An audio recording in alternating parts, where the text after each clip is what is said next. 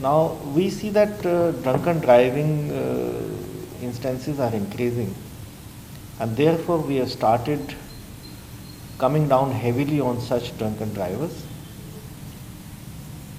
They will not only be prosecuted and the cases sent to court, but their licenses will also be impounded for cancellation or suspension up to 3 months or more.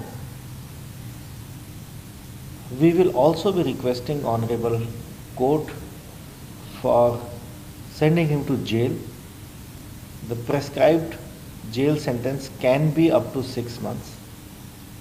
So we will be requesting the Honorable Court to give as much sentence as possible, and we will be conducting a number of drives in which almost all the alcometers we have got, my people will be on the road and they will be conducting surprise checking at different places.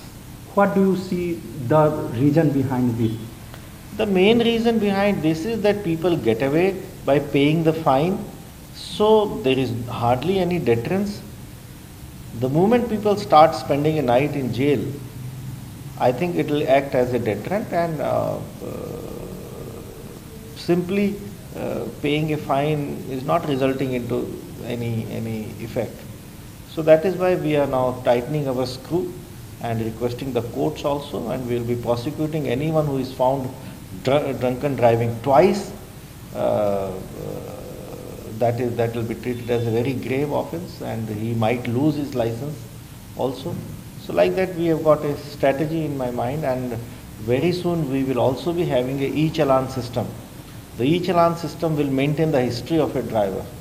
So if any traffic offender is caught repeating the offence, we will take it very seriously.